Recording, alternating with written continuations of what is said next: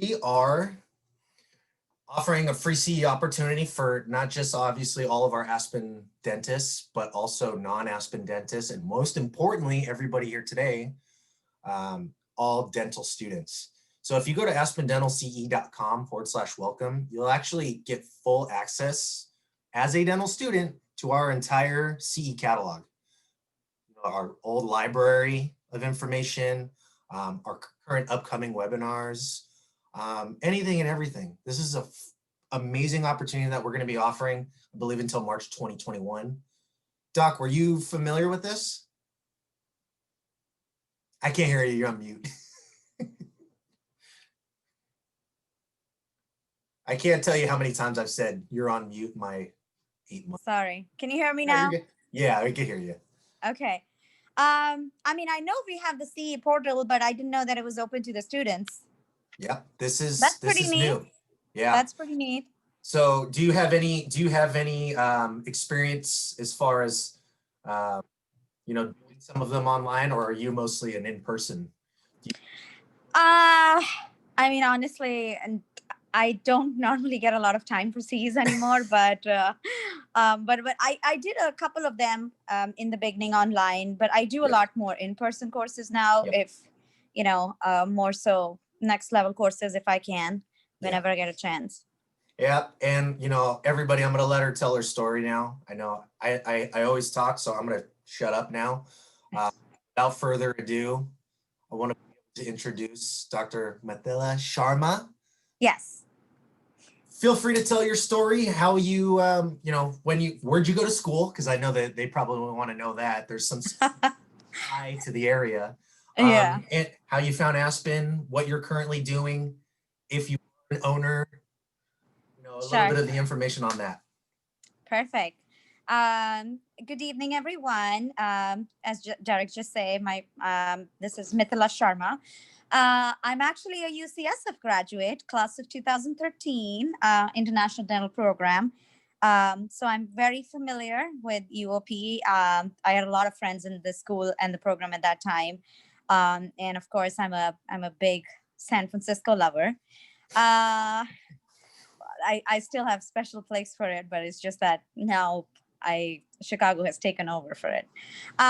So I graduated 2013. I actually started working in Aspen back in 2013. I was very open to moving anywhere. Market changes everyhow, but California has always been very hard as a fresh graduate. So I just was not looking that I would be able to get a good job. And at that time, Aspen Dental did not exist in California. So we do now, though. I know. Yeah. So I moved all across, and I moved to a small little town in Midwest. It was a college town, Champaign, and I was working in an office. I worked there for almost about three and a half years, and then I relocated to Chicago, and now. Since then, I opened a practice in Chicago back in 2016. And then now I recently opened another practice in the area. So I have two practices now. I work as an owner. And that's about it. And it's just been a never-ending story. Well, you own two more practices than I own. Also, I think that's pretty nice. Like, look at how cool this. Look at, I own that. No, yeah. Thank you so much for the intro. For everybody that's here today, we brought on Dr. Sharma for experience in our philanthropic efforts, right? This is, so just so that you know, Dr. Sharma, this is considered like the philanthropic week. We were going to try and do something a little more active in stuff, due to the times. This is what we've kind of come to, but we know, first of all, I spoke to Dr. I regarding your experience, and I mentioned that you've experienced pretty much the entire Healthy Mouth movement. So that's what we're going to be talking about today. I got a couple questions coming in as well, but what I want to do is just a real quick intro on this, and then I have slides that are kind of basically talking about our three different ways that we give back, and ways that doctors are able to give back to their communities, both here and all throughout the world. So Aspen Dental started this program called the Healthy Mouth Movement back in 2014. Believe it or not, this was not something that we created. It was actually requested by Doctors. dentists, the doctors that were basically clamoring for more opportunity, not just financial opportunity, but opportunities to give back. And so we've created 3 different ways that we've give back. And as you can see on that screen, there's a whole lot of numbers that are involved there. I don't want everybody to really focus on that. I want everybody to really focus on Dr. Sharma's experiences, on how she was involved. And by the sounds of it, Dr. Sharma, it sounded like you started directly with us, but maybe you can also give them tips on how they can get involved, whether it's with Aspen Dental or without Aspen Dental. I think that would be an amazing thing for them to learn about as well. And then as you begin to talk, once there's a question that I feel like is very necessary to be thrown in, I'll pull from our Q&A board. I think we have a couple right now. So, without further ado, feel free to start where you'd like. And just to give you an idea, I'm trying to see what our next slide is. Our first slide after this one is going to be the Haiti trip. So okay. Yeah, feel free to just keep going, and then I'll ask you a couple questions that we have. Okay, awesome. So just as Derek mentioned, I think, on a broad spectrum, this was something that the doctors brought to the table that, we work in and out every day and we help our patients and we do that. But everybody was just like, we want to figure out a way to give back. I am from India, so I've grown up in a third world country, and I do understand the needs and the demands that happen in in poor countries, and how access to oral health care is so hard for most of the people. So that was something that I was always very passionate about, and in all reality was definitely one of the strongest reasons that in my early years I decided to stick with Aspen, was because I was being able to do that. It's hard graduating out of school. These are not the first things that are on your mind. You've got loans and other things going on. But when you start working after a couple of, especially after first year, second year, you kind of start thinking about how can I grow better? What can I do? And when I started seeing an opportunity that was coming, I was really excited about it. I know Derek's probably going to dig into, but we have 3 different ways how we kind of go over what we call as our healthy mouth movement. And so my first experience, oh my God, if I could get these dates wrong, it was 16 or 17. I'm not sure. It's like, I think it's 2017. Maybe it's 16. It's 16. It's 16. Okay, I got it. 2016. So we actually, at that point, we were doing one trip a year, and we would have a selected team of doctors, assistants, hygienists, and a lab tech, and we would all get together a team and go. So there's an application process, and I think the first year it launched, I started applying, and the company itself was amazed at how overwhelming the response was. Like, everybody wanted to go on an outreach trip, and once they realized that this is how much the demand is, the program started growing from one trip a year to almost 4 trips a year. And doctors wanted it, assistants wanted it, everybody together wanted to do it. So I got selected to go on one of the trips to Haiti. And at that time, we were only going to Haiti.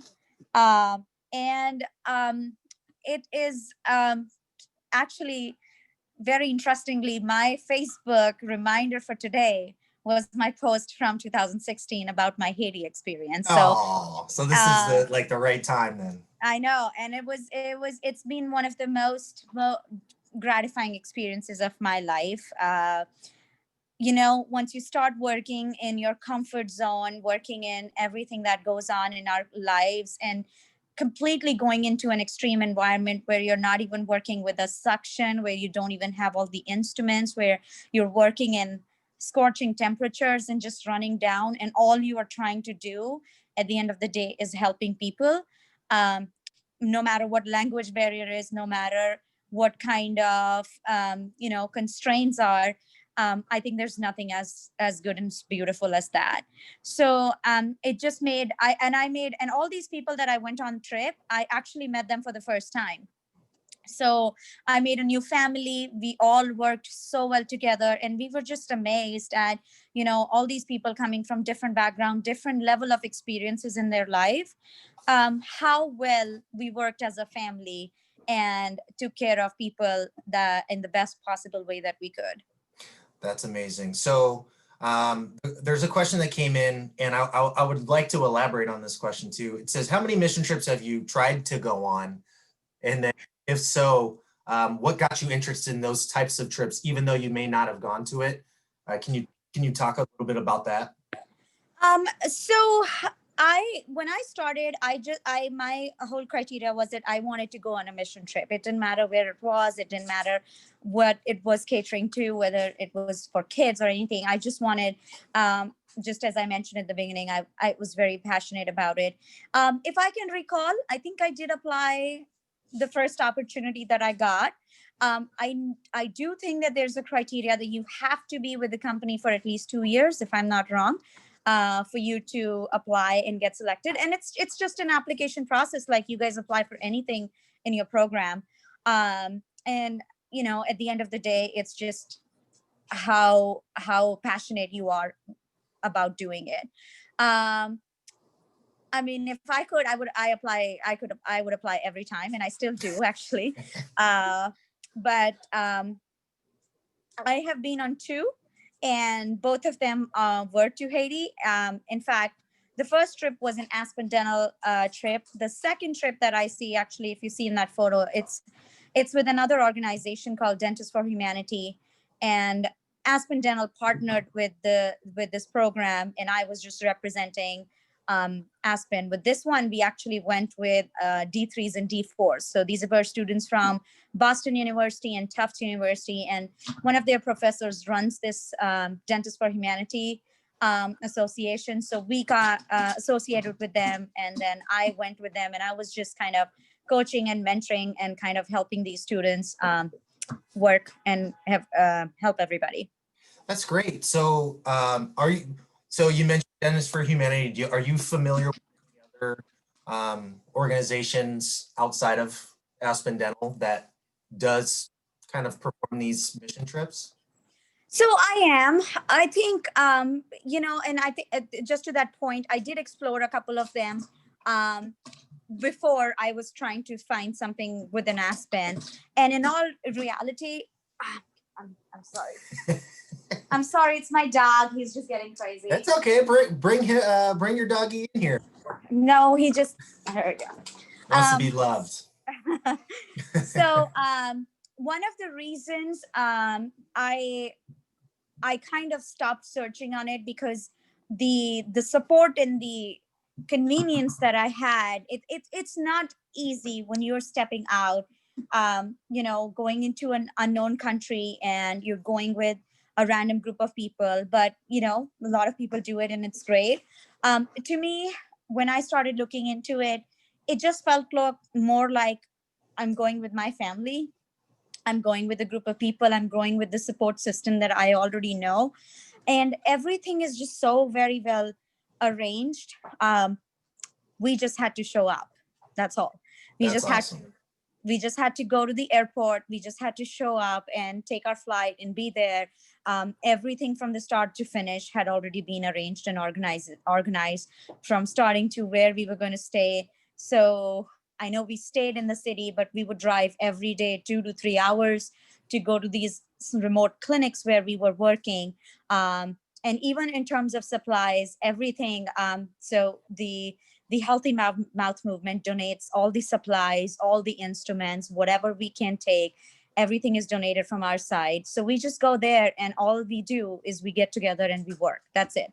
That's so awesome. I think that's where I felt like the program was so well structured that it was just much more easy for me to kind of integrate with it, and also kind of, do it as just as you know, one of the part is like, this is our brand and we are Yeah, proud of it, and we want more people to know about this, because it's not something that we do it because it's like, hey, it looks good. It's, we do it because we stand for it. We do it because exactly. it's a value to us, you know. Yeah, All these people absolutely. who are taking time off, are leaving their practices for 2 weeks or a week.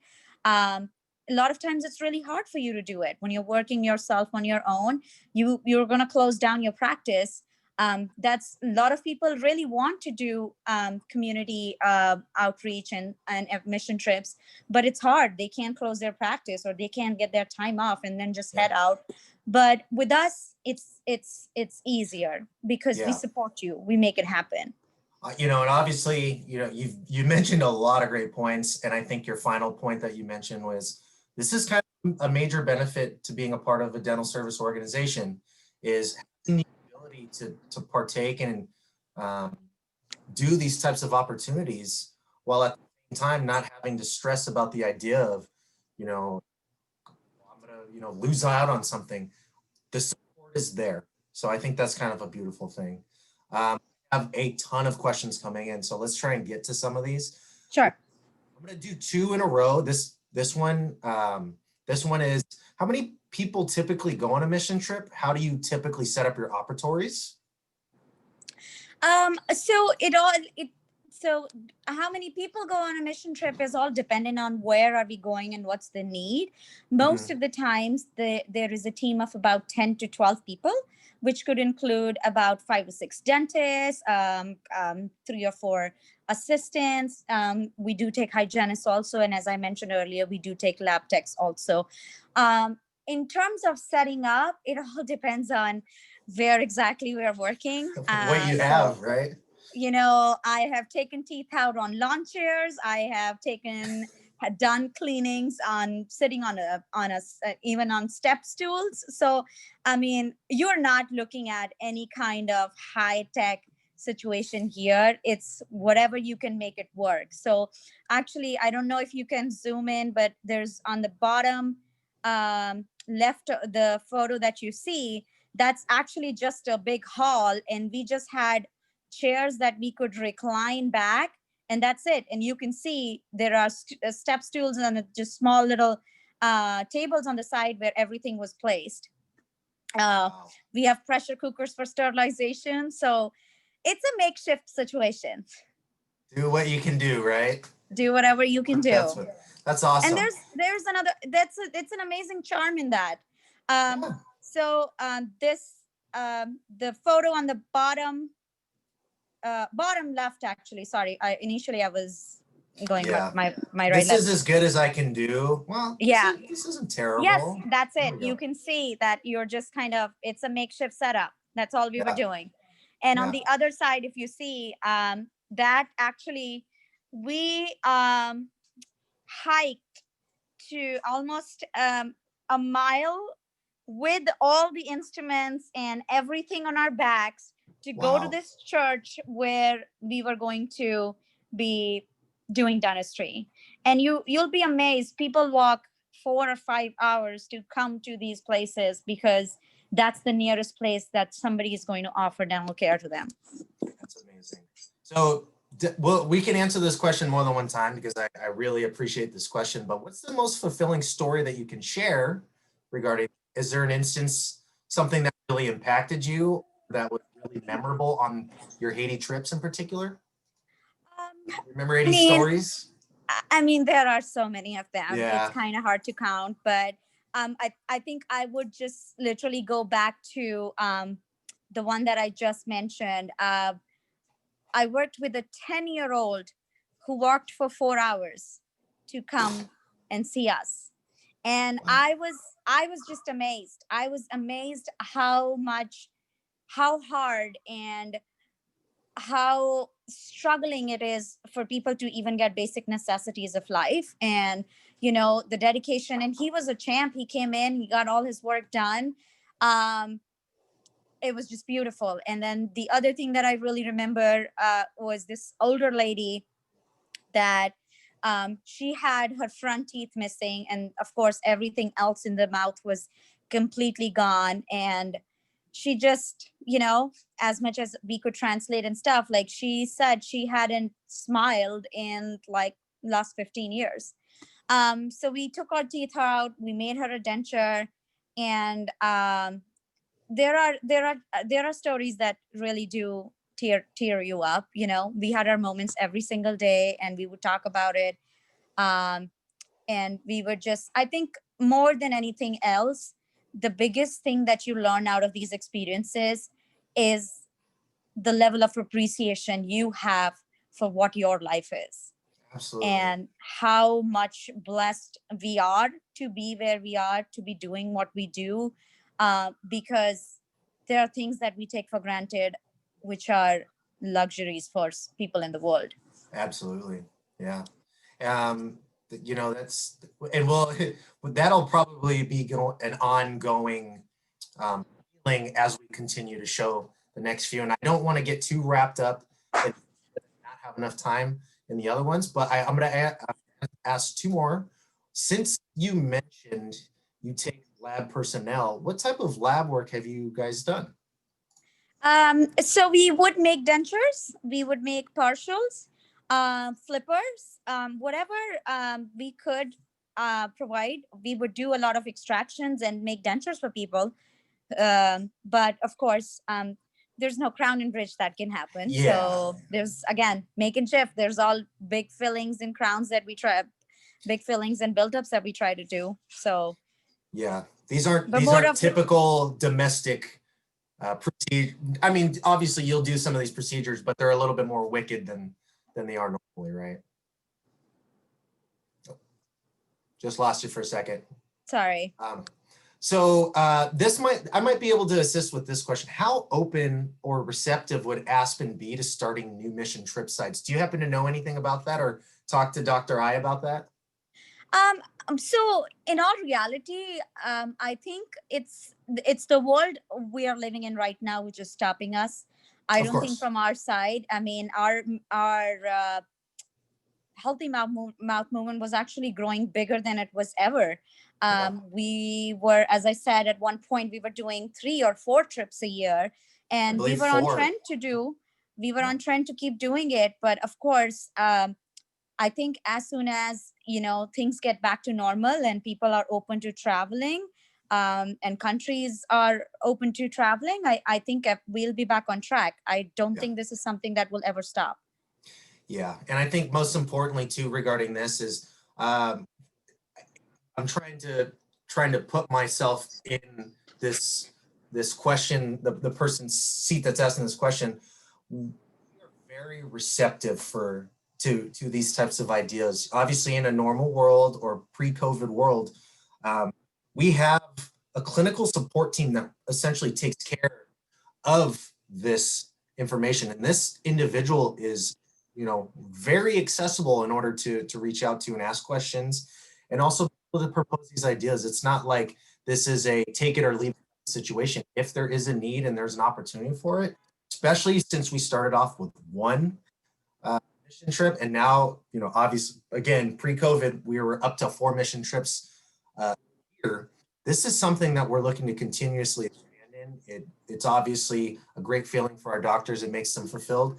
And on top of that, it gives them an opportunity to understand how important this is when it comes to looking for companies to work with. And I think that that's beautiful. So with that said, let's continue to move forward, because I know we just spent a lot of time on that and everybody loved it. The next thing that I put on there, I don't know if you can see the pictures. Yay. Right picture, you see that one? Is yes. The Mouthmobile. So let me just do a real quick, I wrote like a couple notes down just so that everybody knows. And I don't know, you might be able to add more than I do. So the Mouthmobile it's a working full-blown, how many operatories are there in there? There's a few, right? I think it's 3 or 4. I'm trying to there's one. You're trying to envision it again. Yeah, I'm trying to vision it. I'm really there's one unit in the back that's the X-ray room, and then one more. I think there are 3 operatories or 2, and then an X-ray unit. Great. There are 2, I believe. Yeah. So with that, what I can tell you is that it's had at up to 150 stops and has traveled over 125,000 miles. I remember that from like the top of my head. I'm kidding. I got my notes right here. It's 42 feet long. How much does it weigh? I don't know. But it's a brand new up-to-date operatory. And, as you can see, there's in some of the pictures, it's a beast. It's got some little tiny RV. So what's your experience with that, Dr. Sharma? Great. It's amazing. So the Mouth Mobile actually, again, does 2 trips a year, and it goes coast to coast. And if I'm not wrong, Derek, you could be like, there are what, 20 to 25 stops every trip or something like I that? want to say there was 32 last year. Okay. Yeah. So something like that. And then it just kind of passes through.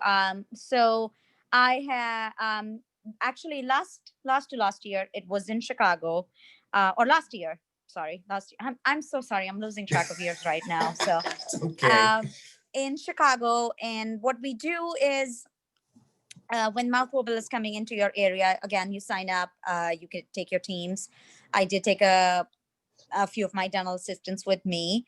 And same way, people sign up, people come in, there's long line. And this one is different. This is like everything is set up for you. It's like working in a dental office. You have a chair and you have full functional and operational units, and pretty much high standard of everything in terms of sterilization, instruments, autoclaving, everything, start to finish. But again, this is going into areas where a lot of people don't have a dental office nearby, or Yeah, again. that's the thing we want to clarify. This isn't going in. So Dr. Sharma's in Skokie, right? That's one of your offices. It's not next door to you. It's going into areas where there is little to no care at all, Yeah. right? And we're trying to identify these areas and then fill up our schedule. And I think most importantly, as you could see, a lot of it is based around offering this care to especially the veterans. Vets. Yeah. So when you experience this, how long do you work? Like, how many people do you see during that time? How many other doctors are you with? What's your experience with that? It's a full day stop, generally from 8 o'clock to about 5 p.m. I think I had 2 more doctors with me. It all depends on how many doctors are in the neighboring markets who would come in and volunteer, how many assistants we have. And then the patient number just kind of goes from how many people signed up. Some places there's a overwhelming response. Some places is relatively slow, but there's a huge marketing around it, so people know that we are coming. Word of mouth, everything is spread through it. Even in our offices, sometime when we know Mouth Mobile is coming and we see people who have absolutely no way that they can afford care, we always tell them, like, I'm sure you're going to go to day of service. We tell them, go, especially if they're veterans, to see Mouth Mobile or even sign up for day of service so they can actually get their care done for free. Yeah. So that's a really big part that we really try to stress too, is that this care, a lot of this care, correct me if I'm wrong, a lot of it, if not almost all of it, we're offering these services for free for individuals that don't have that ability to take. Absolutely. What part of this made you decide to join this particular type of philanthropic work? Like, what motivated you to want to take a part in the Mouth Mobile? Um, per se, a couple of reasons. One was the fact that I wanted to be a part of this amazing initiative that my company was doing. It mattered to me, and as I said, giving back is important. It doesn't matter whatever form it is happening in. So when I realized that it was driving by our area, it was something that I really wanted to do, and just go out there, work in a different setting, something that I had never done before, and be able to just take care of people who can't come to our offices or can't be taken care of anywhere else. That's great. So my final question on this, and then we'll move on. How much do you think that thing costs? think, I'm just looking at that picture and I'm like, that is a larger than life size. I don't know. I mean, they renovate it every year. They put a lot of money into it. It needs Yeah. a lot of upkeeping, so they do Oh a yeah. very good job at it. Yeah. And if for everybody that's looking at the pictures, the top right corner, that's our CEO, Bob Fontana. And I don't know how well you can see that picture. Unfortunately, that's as best as I could have done. That individual next to him, do you happen to know who that is, Dr. Sharma? Of course. Did you ever get to meet that? By the way, everybody, Yes. that's Danica Patrick. That's Danica Patrick. Yes, He a was couple one of our times. sponsors in what, 2018? Until 2018, yes, from 2015 to 18, I believe. Yeah. So, obviously NASCAR is running wild in California. All these NASCAR fans. Obviously, she is a very well-known presence in that. And we used to sponsor her for that amount of time. So, she had an opportunity to stop by our Mouthmobile, obviously, photo ops. But anytime you see those two around, you can, drop the Aspen Dental name. But let's keep moving forward. So the final one, as you can see, I found this flyer. I couldn't find a 2019 flyer for some reason. Day of service. So, obviously the day of service is a little bit more in-house. And I don't know if you're familiar with this, Dr. Sharma. I believe over 200 offices last year participated in day of service. Does that sound about right? I think it was more than that. Yeah, it could have been. Obviously being in California where we only have like 6 offices. Yeah. No, the number every year is actually increasing overwhelmingly. So I think day of service started 2015, if I'm not wrong.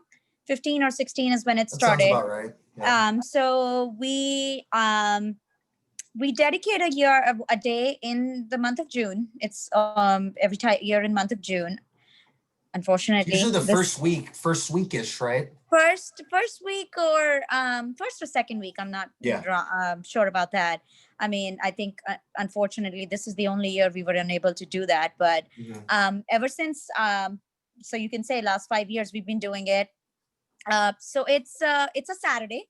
It's a volunteer day. So you tell your teams, and this is all your offices, whatever office you work in, you sign up, your team sign up, everybody in the office, whosoever is interested, we just tell them this is an opportunity. And it's beautiful to say how much supportive the teams are. The teams love it. It's one of the best days of the year for us. We all have these amazing t-shirts that we get. We decorate our offices and we just have amazing stories. And it is for our veterans. So it's 9 a.m. to almost about 3 o'clock. And anybody who comes through, walks through the door, whatever they need, we take care of it. And we do it absolutely at no cost. Yeah, that's amazing. Unfortunately, I tried to do like show a video, but the audio wasn't working.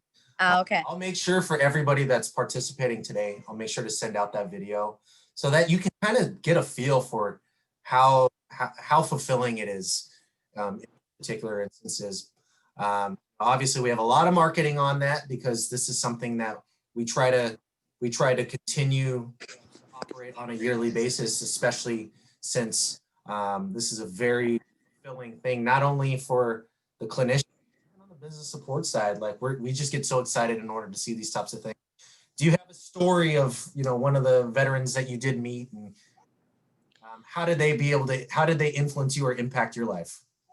Again, these stories are endless, but actually one of the things that I would like to touch base on that we try to do every year it's the day of service. So that day, whatever we can take care of, we try to do it. But of course, we can't take care of comprehensive care for everybody. But what we do try to do is we listen to their stories and we try to hear everything that's going on. And then we actually let the whole team decide and vote for one of the people that we saw, one of the patients that we saw whose stories was most heartwarming and most moving for a lot of it. And we actually nominate them to do their everything in their comprehensive care for free. Wow. So That's it amazing. doesn't matter how much it takes, whatever treatment they need. So that's really beautiful, because Yeah.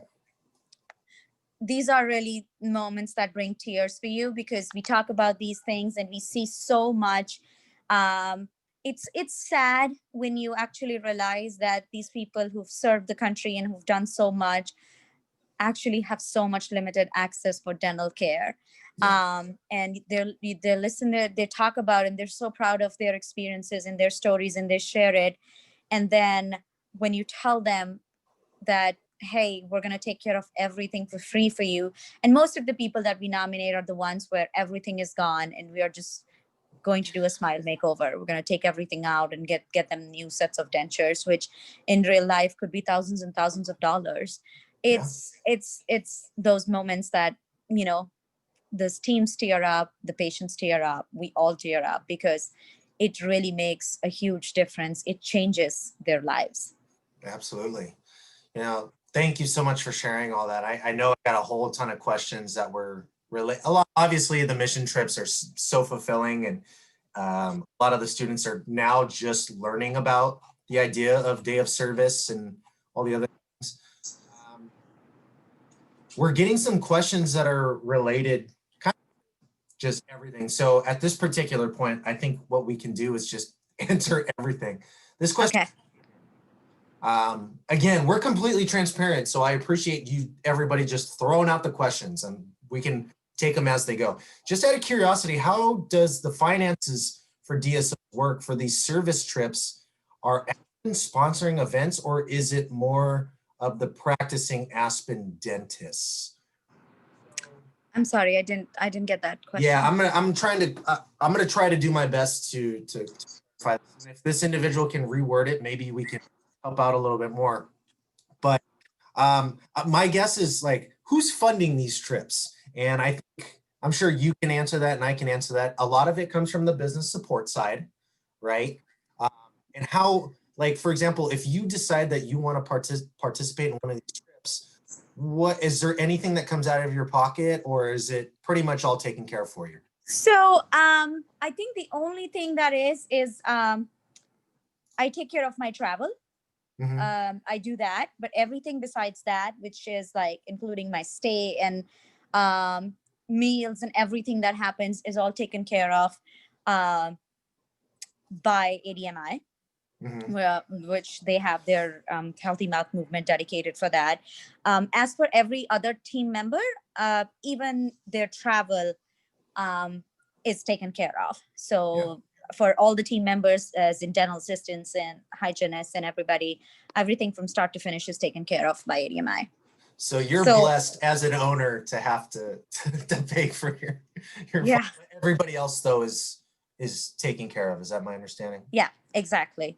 What about the financial part of, helping a veteran inside your office? My guess is that that's probably a part of the question as well. Say that again. So, for example, when you offer, complete, full care, full comprehensive exam for a veteran, how financial side, is it, half and half? Do you see any of the costs, or is it covered by ADMI, which is known as the business support side? Is that something that we don't discuss? Is that too transparent? No, I'm actually laughing because I never paid attention to it. Yeah. And I'm trying to figure out, because in the grand scheme of things, I think how we kind of do it is, if I can kind of word it in the right way, we're not charging anything to the patient. So we code everything in the system, but then we are able to take it as a write-off amount, if that makes any sense. Got it. So Okay. I think that's how we do it. Yeah. I'm trying to think I'm sorry, I can't exactly get into. No, of course. Let's just agree to say that when you're an owner of an office, and I'm looking at you, when you're an owner of an office, you don't have to worry about it.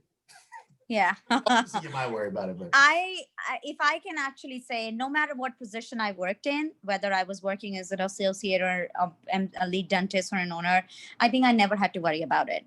It was That's great. something that it meant that I wanted to do. And if you are somebody who is, so you have to remember this when you initially asked me what's the cost, that if you want to put it in broad scheme of things, the biggest cost that you're actually putting into is your time, Yeah. because all the time that you're volunteering, you're not taking it as a paid time. So the Yeah. biggest cost is you're giving up your time. And if you are somebody who is willing to do that, then other things and any other monetary thing is not going to matter. I'd have to agree with you there. Great. So I am going to put it so it's just us two talking again. I know I'm sure they fully analyze those pictures. Now there's a couple questions that are just basically related to you. And I want to be very respectful of your time. I want to be very respectful of students' time, because I know I'm hearing rumors that next week is going to be a little crazy for you. So let's answer a couple more questions and then we will get on the road, but let's see what we have here. Okay. I'm interested in Aspen Dental.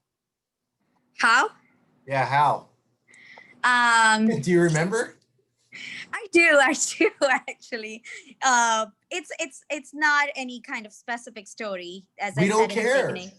We don't In the care. beginning, I was just looking for a job. That's Yeah. all that mattered. I wanted to work. I think I was sure that I wanted to work with a dental service organization because a lot of people that I spoke to, I had seen the merits. Of course, when you're getting out of school, everybody has this big dreams of like, oh, I want to work. People think that I'm going to work in DSO for like 2 years, get some experience, then I'm going to go and open my own practice. Like that, everybody gets out and has that mindset. I think I was like that too when I graduated. Initially, it was more like, I just want a job.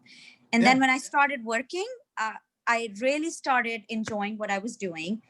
I realized that it was everything that I wanted in my work life. And it was not just about dentistry. It was a lot about patient education. I was working in an area where oral health education was not very good. So educating these patients, taking care of them was one part of it.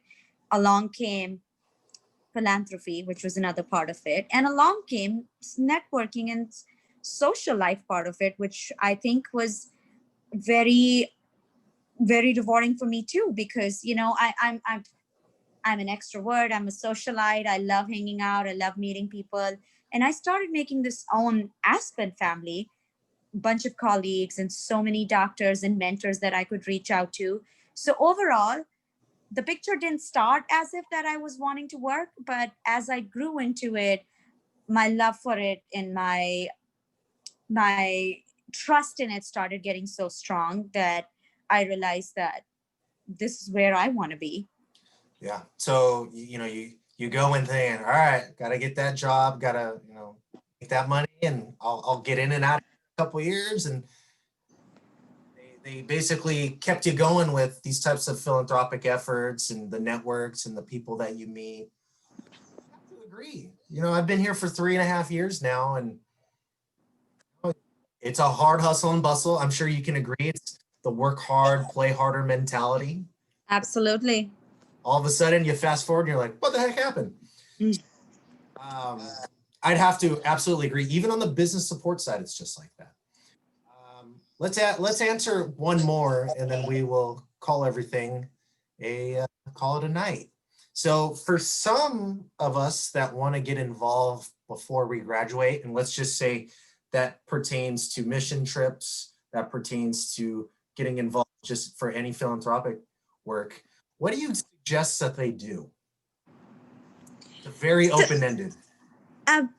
There will be a lot of options about it. I think, as just I was saying, that there are different ways. There are a lot of, number one, of course, I'm going to start with, you can actually associate with any DSO, which is very passionate about, and one of them that I personally know is called Aspen Dental.